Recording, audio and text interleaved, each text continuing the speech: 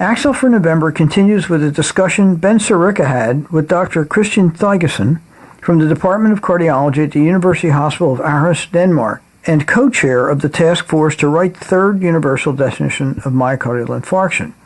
Here to update us on the new definition of myocardial infarction. Kristian, welcome to ACCEL. Thank you. Can you start off and just tell us what the motivation was to create these definitions back in 2000, and then how they've evolved over the last couple years, and then we'll get to what's new in the latest release. There was back in the 90s where we're still referring to the World Health Organization definition of myocardial infarction, but this definition was more or less created for epidemiology, and there was a little bit a lack of the right way to interpret that for clinicians.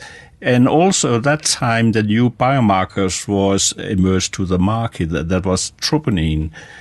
And we could see there was a very specific and sensitive markers for myocardial necrosis. Because we kept the definition of myocardial infarction, you should have necrosis because of ischemia to call it myocardial infarction. And now we have a marker for myocardial necrosis. We still also have used the other markers for ischemia symptoms and ECG changes and so on. So that was the biochemical approach to go into a new area to define myocardial infarction in contrast to the earlier one where you used the ECG approach to myocardial infarction. And that was the document, we created that back in 2000. That was a collaboration with the American College of Cardiology and the European Society of Cardiology. And at that time, we called it ESC, ACCEL criteria for myocardial infarction. But always, when you come up with something new, there are also a lot of questions. And there was many letters to the editor after the publication of this definition.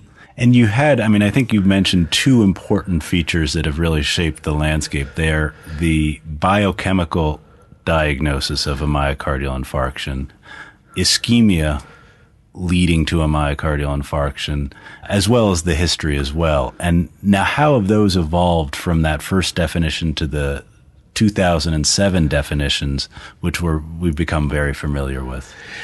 I think it took some time for the clinician to accept that the troponin was now the marker of choice for use, the new definition, and still many clinicians like more the older one, the total CK and CKMB, because there's less sensitive and less specific. But nevertheless, after the year, that was more or less accepted. And we could also see that we have to refine what we have said already. The important point there was that there should be a rise and fall. And also the important point was that there should be a rise about a limit where we said there should be 99 percentiles. Because we were a little bit careful. We think if we said the usual 2 standard deviations, that was too much for the clinician. So we said 99 percentile. And also at that time, the precision of the assays in the laboratory was very poor. And therefore, we come up also with a recommendation that there should be precise assays and the coefficient of variation should be less than 10%. And that was what they come up in 2007.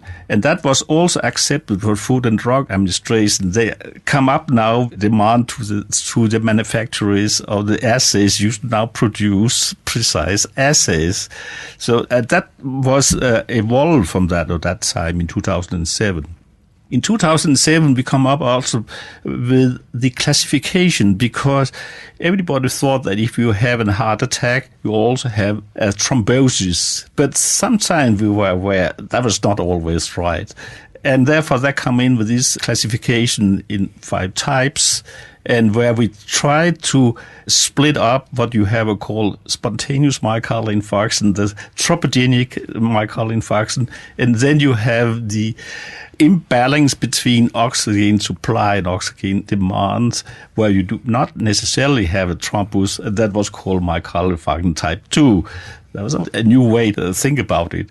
But we were not so clear what exactly we mean with myocardial infarction type 2, but at least clinicians should think about it, that not all patients should have a lot of antithrombotic, not should be treated in that way. They could also be treated a little bit different way. I think the classification has really been critical because it does force us to get back to the clinical setting. Exactly. And because the therapeutic implications are very different for a type 1 spontaneous bread and butter clot atherosclerotic infarct versus the demand type infarction. And I think that very much advanced all of us in how we think of it and how we approach. And it was in particular important because of the greater utilization of more sensitive troponin assays. So now we're in 2012 and we have just the most recent definitions. What are some of the key changes or the key messages that you're continuing to try to emphasize in these newest guidelines or definitions? Yeah, that's right. We could also see that clinicians very often call everything for myocardial infarct, even there was not an infarct. And we now try to look more broadly about that. You can have injury or necrosis, and if you have necrosis because of ischemia, you call it infarct. But we have tried to look a little more about injury, and therefore we have created a new figure to show that if you have some elevation of troponins or other cardiac biomarkers, you could have a cell death, but that does not necessarily mean that you have myocardial infarction. And examples there is renal failure. You could have elevation of troponins, but there could be myocardial infarction, but in most cases it's not, it's injury, or perhaps it's nothing. Here again is a typical example. You should have a rise and fall. Rise and fall is very important, but troponins can never stand alone. This should always be in a context of something saying that could be ischemia, symptoms, ECG changes. That could also be imaging, of course. That's just a really important point. Necrosis, as manifested by an elevation in troponin, can be from several causes. And you can have ischemic injury, in which case we'll call it an infarct, or you can have non-ischemic injury like a direct toxin. And that would not be an infarct, exactly, but it would clearly be necrosis. Yes, that's quite clear. On the other hand, you have to see if you have an elevation of troponin or other biomarkers, it also means something. You can have a poor prognosis, but you should not call it myocardial infarct. Oh, very good. One last question. Is there any role for CK or CKMB with our current troponin assays? No, we don't think so. We are well aware that the interventionalists still stick to the CKMB and because they claim that the troponin is too sensitive and it's too sensitive. But we think that if you use the troponin in an appropriate way, you can use them because we have raised the bar, in fact, somewhat. For PCI now, this will be more than 5 times the upper reference level together with some symptoms that was not in the old one. Even in PCI, you should also have other objective evidence of ischemia. And we have raised the bar also in CABITS to 10 times upper reference limit is 99 percentile. And try to feel clinician better, if I can say it that way.